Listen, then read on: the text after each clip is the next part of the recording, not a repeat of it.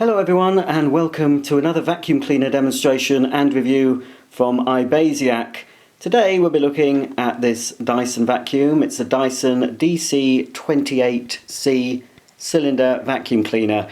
And as you can see from the first shot, one of the tests I'm going to perform on this vacuum cleaner is some dog hair pickup, and I've put rather a lot of dog hair down on this carpet. That's one test I'll be doing on the Dyson. I'll also be testing it on hard floors, on other types of dirt on carpets. I'll be seeing how convenient it is to use on the stairs, how easy it is to empty, how easy it is to maintain. Everything you need to know about this Dyson vacuum will hopefully be covered in the following video. Well, here it is, the Dyson DC28c 2015. This is the latest model of this particular Dyson. I'm going to be testing it on all sorts of surfaces throughout the course of this video. But first of all, I'm just going to take you on a guided tour of the machine, show you the main features and functions. This is the cleaner in its storage position, which enables you to put it away with all the hose and tubes attached to the machine. It's also helpful when you want to carry the cleaner up the stairs. It holds all the bits together. It just fits on the back of the machine on this little storage bracket here. Here's the main body of the machine. It incorporates Dyson's ball technology, which is supposed to make it easier to manoeuvre when you're doing your cleaning. And basically all the main components of the machine, the motor, the cord, the fan, it's all stored inside this ball shape. It's not really a ball like the early ball cleaners, because basically the whole ball doesn't move. You have these two large spherical wheels either side to provide the movement. You've also got two further wheels on the undercarriage here and a smaller little caster wheel at the front. On top of the ball we have two controls, one to turn the machine on and off, which is this red switch here, and the other one to retract the mains cord. So to use the machine you just pull out the cord until you see the little red line. And then of course when you've finished cleaning, simply press on the button here and the cord rewinds smoothly back into the cleaner. This cleaner, being a Dyson, is of course bagless, and to remove the bagless unit for emptying you have a little silver button here. Just press that and then that releases the bin, which you can remove from the cleaner using this little carry handle. This is the bagless container released from the machine. So obviously when you need to empty it, just take it outside to your bin, press the red release button on the top, and then the bottom springs free, allowing the dirt to fall out of the bottom. You might find that some of the dirt is still trapped in the bottom cup of the container, so you'll need to tilt it that way, give it a further shake to remove all the debris. There's only one filter you need to maintain on this particular Dyson, and that's positioned here at the top. Dyson recommend once a month you give this a wash, rinse it under the tap in cool water, squeeze it out, give it a bit of a shake, put it somewhere to dry, 24 hours maximum. Don't leave it in direct sunlight or over a direct heat source, just somewhere nice and warm and dry. When it's thoroughly dry you can pop it back inside your machine. If you need to give the container a bit more of a clean out, you can actually release it from the Cyclone unit. So you need to empty it first, and then when the container's open like this, you have another little button here, a little silver button. Press that in, and then you can release the bin. If you want to give the bin a bit of a wipe, that's the time you can do that. And then this is the shroud. This cleaner's been used a bit, so there's a little bit of dust on here. You can wipe that with a damp cloth or use a dusting brush that comes with the machine just to brush off any dirt, any fluff, dog hairs, etc. There's also a little black seal around the top, so it's a good idea to give that a wipe. I find those packs of wet wipes you can buy for cleaning your kitchen surfaces, that's an ideal thing to use because it's not too wet, but it will clean the seals, it will clean around the shroud nicely. Give everything a wipe, clean the filter, and then you can reassemble it, and then your Dyson will be working as new again. So you just need to locate it. There is a little lip here that needs to be located at the front of the bin. There's two little holes. You just need to locate those at the front first. Push it until you hear a click, and then that's all the maintenance you need to do. To replace the dirt container, first of all make sure the handle hasn't clicked down. If it has, simply press the silver button again until the handle springs up, otherwise you'll never get the container in. You need to locate it with this oval shape onto the oval seal on the machine. So put it in that way, locate it at the bottom first, move it forward, and then just push the handle into the top until it clicks. This is the full set of cleaning tools you get supplied with the Dyson DC28c. Obviously, if you want further cleaning tools, you can easily obtain those from online retailers or Dyson Direct. But this is a standard toolkit, so I'm just going to show you what comes with the basic model. This is the main carpet and floor head. It's got a slider control, and I'll show you what that does in the video. But it's got a maximum setting as well as a minimum setting. If it's too difficult to push on maximum, then you can select the minimum. You'll find it easier to push, but you might sacrifice some performance. But it is quite hard to push on the maximum setting, but I'll be pointing all that out to you in the video. It's got 2 footer operated levers, one for hard floors and one for carpets. On the underside it's got a plastic base plate, 2 litter pickers either side. They're supposed to help deal with pet hairs, but in my pet hair demonstration following, we'll soon see if they're effective. When it's on hard floors, there's no brush on this model, which is a bit unusual. Instead of a brush, it's just a set of these squeegees. So when you have it on hard floors, you'd press that down with your foot, and then as you can see, the squeegees have now popped out. So that is a setting we'd use for hard floor cleaning. It's also got some large side suction channels either side, so it hopefully should clean up to the edge. Got 2 wheels at the back to help with the manoeuvrability of the cleaner. This is the extension tube. It's made of plastic, but it is pretty tough, and of course it's telescopic, so you've got this little red catch here. Press that and you can extend the tube to suit the height of the person doing the vacuuming, or if you need to reach up high for those pesky cobwebs, etc. This is the handle. You don't have to use this. All the tools will connect directly onto the end of the hose. So for example, I could put this nozzle directly onto the hose. It's good if you're cleaning out your car. You need a little bit more flexibility to get in those tight spaces. Then having the ability to connect directly onto the end of the hose is a good idea. But when you're doing your normal carpet cleaning, hard floor cleaning, etc., it's more comfortable to use the handle. Everything clicks together in a nice satisfying way with Dyson cleaners. So it's a good click, and it won't come off until you press the little silver release catch. So this is a nice comfortable handle for doing all your main vacuuming. If you need to reduce the suction briefly, you've got this little trigger. So you pull that up with your finger, that opens a vent in the top of the nozzle so it reduces suction at the floor head. It's best if you use this briefly because you have to hold this all the time. So if you're cleaning curtains, for example, the suction of the machine is normally too powerful and it'll suck the material into the nozzle. So by releasing that little lever there, that will just reduce the suction, making it easier to clean your curtains. This is a little clip, a caddy, that stores the 2 small cleaning tools on the machine. This actually clips to the extension wand. So we've got this nozzle. This is a general purpose nozzle for doing your furniture, your curtains, your stairs, your car interiors. It's got a fibre picker at the back to help deal with more difficult clinging litter. And you've got this 2-in-1 tool, which is a crevice nozzle when used like this, but it's got this built-in brush, which is a nice soft brush, and it comes out there. That's ideal for cleaning the tops of your skirting boards, your shelving, any other high dusting jobs. It is one of the best dual purpose tools I've seen recently. I'm not a fan, I prefer to have individual cleaning tools, but it's quite a good compromise. It's a nice soft brush. You would even use that on your computer keyboard, possibly not on your TV screen, but Dyson do a very good multi-purpose sort of dusting brush and an up-top tool as well if you need to do lots of dusting. Go and check Dyson's website and you'll see all the tools available in your country. Before we can start the demonstrations, we need to connect the hose to the machine. That's easy enough done. You just simply push it in place.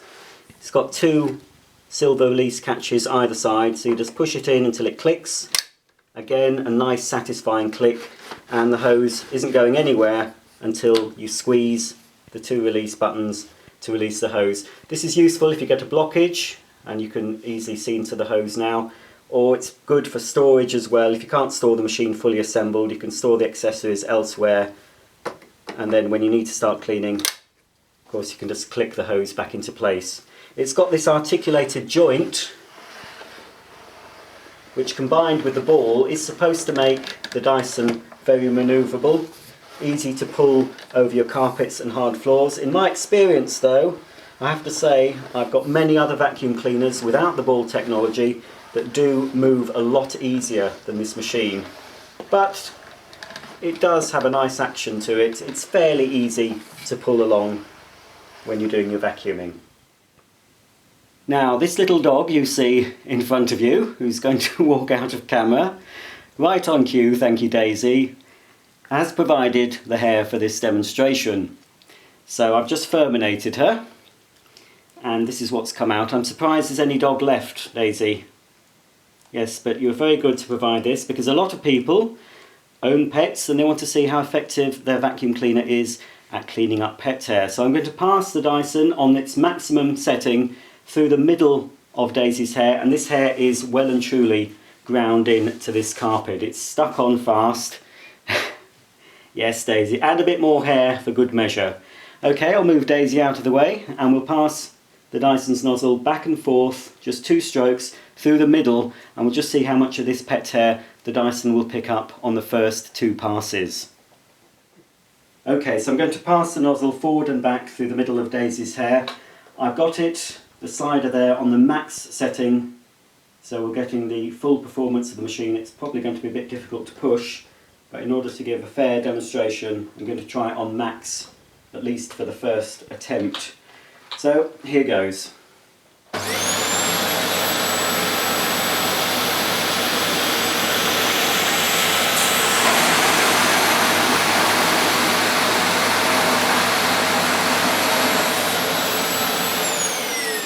Now, as you can see, it's not done a very good job. Let's have a look under the nozzle. There's a little bit of hair stuck on the fibre picker. It's pretty poor. Now, just double check. No, it's on the correct setting. I have got it. It's on the carpet setting. But obviously, I've only gone backward and forward in one straight line. It's not how you'd vacuum. So I'm just going to have another go and just see if I can get any more of this hair up. Obviously, it's an extreme example. You're not likely to get this much hair unless you run a dog grooming parlour. But I don't think it's doing very well.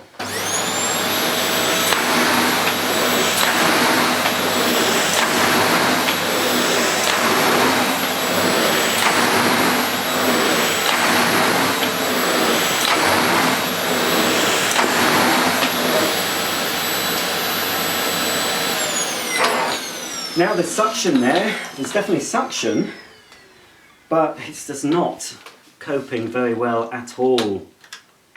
There's still some hair stuck to the bottom of the nozzle. It has picked some of the hair up. Let's have a look inside the bin. In fact, actually there's quite a bit of dust. Let's see if we can... There you go, look. Right, that's about the result of it. So, you know, it's picked all that up, but look what it's left. And I've been going back and forth a few times. I mean, I think I could be here all day trying to remove this pet hair. Now, I know there are a lot of fans of Dyson that might think I'm rigging this for some reason, so let me just show you. I'm going to have the machine in shot. Filter is absolutely clean. This bin, it's emptied, it's clean, there's no blockage in it. Pop that back, and there is definitely suction at the nozzle. In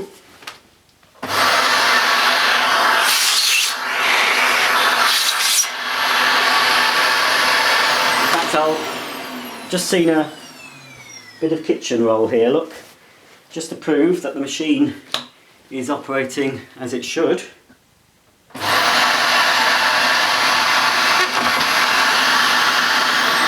you could see that almost instantly I put the kitchen roll into here, piece of kitchen towel, it popped up into the bin. So before I continue the demo, I'll just remove that. So again, it's all empty, it's maximum suction, it's operating at its maximum efficiency, the filter is clean. We'll just give it another go, but I don't think this is the cleaner for you if you have pet hairs. Obviously, Dyson do an animal version, which hopefully I'll look at sometime. I'm sure if I had the turbine brush with me and I did the same comparison with the straight suction nozzle and the Dyson turbine brush, I'm sure there would be a marked difference. So perhaps this isn't a machine to go for if you've got pet hair, but anyway, I'm going to give it another go before we move on to the kitchen floor.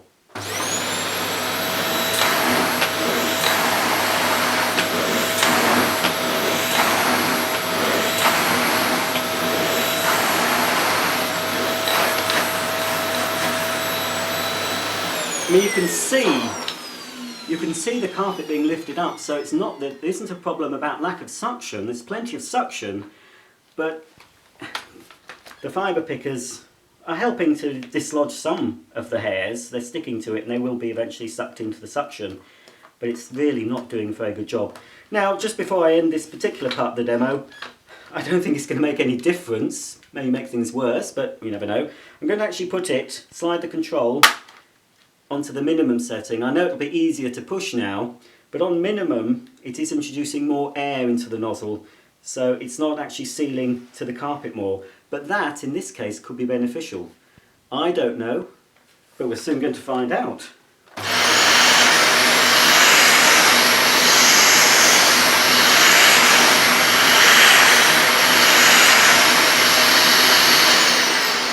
Now, the only difference that makes, it's really not picked up much at all. It makes it much easier to push, but as you can see, I'm still left with a load of dog hair. I've come into my kitchen now, and as you can see, I've thrown down a load of dirt to test the Dyson DC28c. So in front of me, I've got a selection of flour, salt, couscous, rice, rolled oats, and some other breakfast cereal flakes there to test various different sized particles on the hard floor. I've got the nozzle on its hard floor setting, and I've also got it selected on its maximum. Now I might have a bit of trouble pushing this because this is a vinyl cushion floor. It's not stuck down. They tend to be fitted around the edges of rooms. They don't tend to be glued down entirely. So I've had the trouble with many vacuum cleaner demos of the machines being too powerful. They've actually sucked the vinyl up to the nozzle and it's pushed a lot of the dirt out of the way. But anyway, I'm still going to test it, but I'm also going to test another part of the dirt on its minimum setting to see if that makes it easier to push and gives a better result. But for the first part of the demo, on this side, I'm going to use it on maximum and we'll just see how it fares. Let me just adjust the height there. There we go, it's a little bit tighter space. Okay. I'm just going to pass it forward and back through the middle.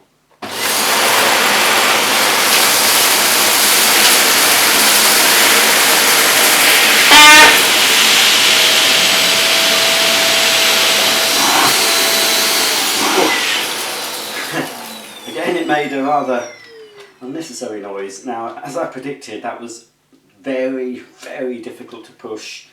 I also noticed a lot of static electricity building up.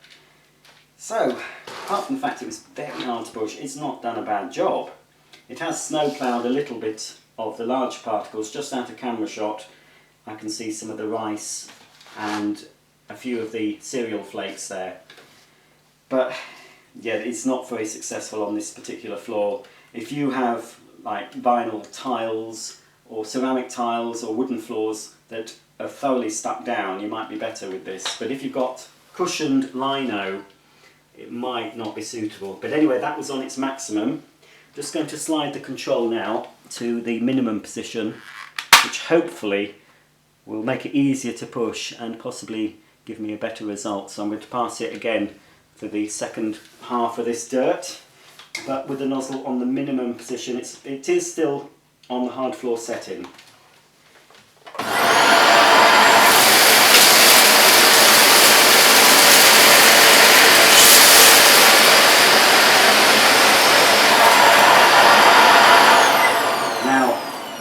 still getting a lot. As it's pulling all these bits up the tube, the hairs on my arm were sticking up. It's producing a lot of static as it's going up the tube.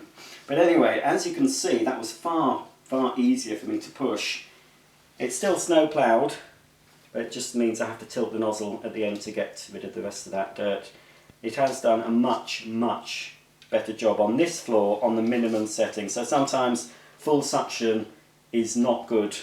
It's too much for a lot of floors. You just have to experiment. You might find on minimum it is better than trying to use it on maximum. On maximum I could hardly push the machine, but it just proves that it is a powerful cleaner. It does seal the suction well, but you don't want a complete seal because it's not going to pick anything up and it's just going to be very hard to push. Okay, so the air is thick with dust after emptying my bag of filth onto the carpet. Now this is a mixture of all sorts of different things that have been cleaned up during the course of various vacuum demonstrations. After each demonstration I use my Henry vacuum and clean all the mess up, so I have all the dirt contained in one machine, and then when I need to demonstrate a vacuum cleaner I tip Henry's bag out onto the floor for it to get sucked up again. So this is a combination of all sorts of demos. I've thrown on the top of this, I've thrown down the dirt I picked up from the kitchen earlier. There's also a lot more rice in here from previous demos. There's a lot of dust. There'll be pet hair in here as well. There's bits of paper and there's fibres from the odd carpets and rugs. So rather a lot to deal with. But this is a light colour carpet and I need to put down a lot of dirt in order to give you a direct comparison so we'll be able to see where we've been. So this time it's on the maximum setting. It's on carpet setting as well. So again, just as I did with the pet hair demo, I'm going to pass the nozzle through the middle of this on maximum. One pass forward and one pass back.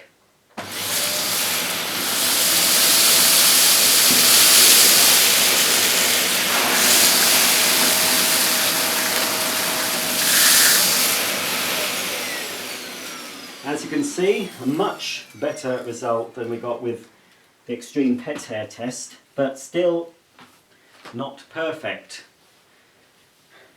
What it's left mainly is the fibres. There's obviously some pet hair still in this carpet because there was pet hair in the bag of filth that I spread down. So it is still, the carpet looks quite dull because it's still covered in hairs. And no matter what you do with a straight suction vacuum, I've tried many different makes, including top-end machines, Miele and Sibo. Straight suction just does not cut it for pet hairs and other clinging dirt. It's fine for dust and surface litter. As you can see, the surface dirt, even the larger particles, more or less, it's picked everything up, but it's struggling with the clinging litter. I'm going to go over just a few more times in the cleaned path just to see if we can get any more dirt up.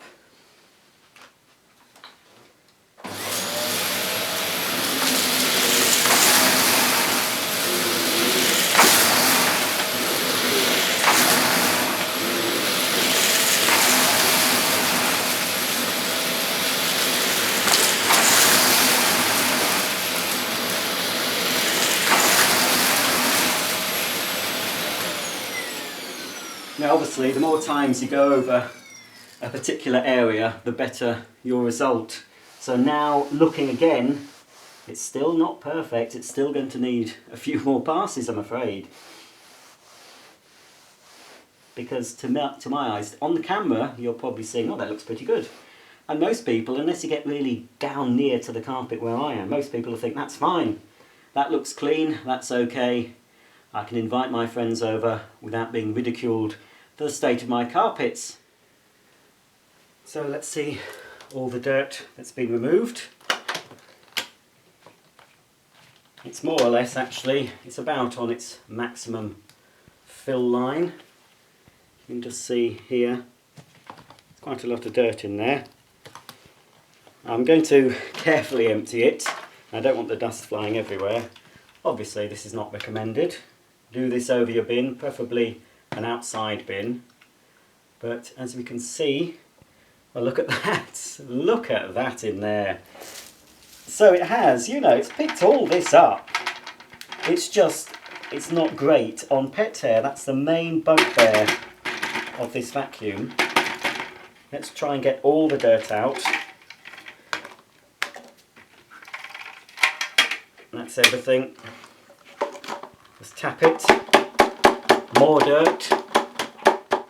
So as you can see, a lot of dirt it has managed to pick up. All this filthy mess that's been removed from the carpets. And if we look at the filter is still pretty clean. I mean, I can't actually see any dust on the outside, and even when we look on the inside of the filter, it's hard for you to see, but there really is very little dust. So it does prove that the cyclones do actually work very well in this Dyson. And if we look inside where the filter actually goes, again, because it's black, it's hard to see on camera, but let's just put my hand in if I can try and get some dust out. It's really very, very clean. So considering the amount of dirt I've picked up through the course of this demonstration, the cyclone system does work very well on the Dyson. Probably the best cyclone system you can get at the moment in a bagless vacuum. I'm at the bottom of the stairs now in order to see how far the Dyson DC28c will reach up a standard flight of 13 steps. Now, unlike some of the earlier Dyson cylinder models, this machine won't actually sit on a standard stair, so you do have to carry it in order to clean the rest of the stairs. But I just want to see how far the hose reaches up to the top with the machine safely at the bottom. I've positioned the Dyson on its end at the bottom of the stairs in order to give me a little bit of extra reach. So with the machine in this position, I'm going to count how many stairs I can safely clean.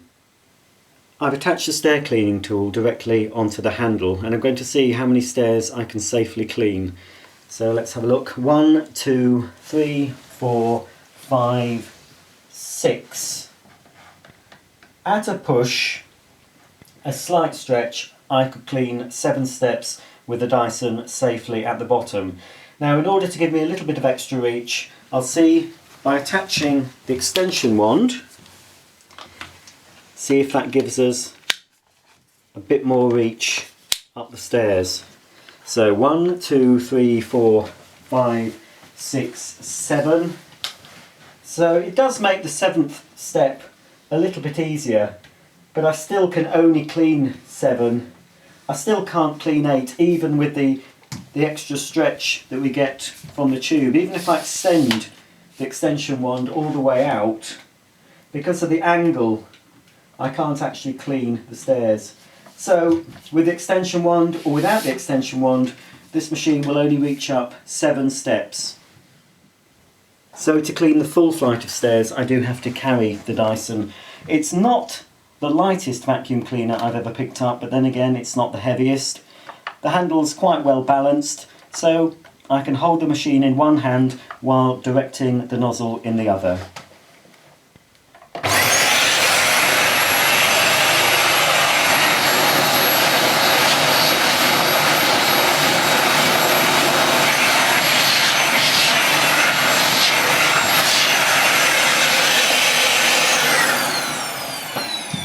Alternatively, of course, once you've cleaned the first 6 or 7 steps, you can actually position the machine at the top of the staircase, but be careful not to pull the machine down on top of you as you're cleaning. I just had another thought about stair cleaning with the Dyson, and before anyone points it out, I thought I'd try it for myself. It actually will sit, as you can see, on a standard stair if you put it round this way, and it's more or less, it does hang over slightly, but it is fairly secure on the stair if you position it like this. So once you've cleaned up to 7 steps, you can position the machine, say, on the 7th step, and then I would think you could clean the rest of the flight of stairs with the machine halfway down as you're directing the nozzle. Of course, take care when you're doing this, you don't want to knock the machine and have it flying down the stairs, but of course Dyson do test their machines with a lot of abuse, so hopefully if it does topple down the stairs, it should survive.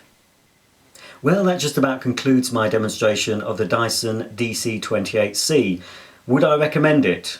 Well, no, if you've got pets. If you want this machine to help clean up after your furry loved ones, then there are better machines available. I suggest if you definitely want a Dyson cylinder cleaner, you must look for the animal versions which have a rotating brush, a turbine head, which I'm sure will perform much better on pet hair. This machine virtually left the pet hair untouched. It picked some of it up, but most of it was still left on the carpet. It's good on hard floors. On my particular floor, it was better on the minimum setting. On max, the nozzle is very difficult to push on all surfaces, carpets and floors. Convenience wise, it's okay. It follows you around fairly easily. Stairs, well, as you saw, it just cleans up 7 steps. You do have to carry the machine to clean the remaining stairs or position it at the top. The flex rewind is good. The emptying, it's fairly convenient to empty. Very little maintenance with just one filter that requires a monthly wash. And the Cyclone system is the best I've seen on a bagless vacuum cleaner. So if you want the best cyclonic system in a vacuum cleaner, then the Dyson brand is the one to go for. Of course, you do pay a premium for the Dyson brand. There are other manufacturers that are producing cyclonic vacuums, multi-cyclonic vacuums, that aren't quite as good, but they're getting there. So you pays your money, you takes your choice. If you have to have a Dyson, then this is okay. It's one of the cheapest Dyson canister machines you can buy, but like I say, don't buy this machine if you have a lot of pets to clean up after. I hope you've enjoyed this video, I hope you find it useful. If you'd like to subscribe to my channel, please do, and you'll be updated every time I upload a new floor care video. So until the next time, thanks for watching, and I'll see you soon.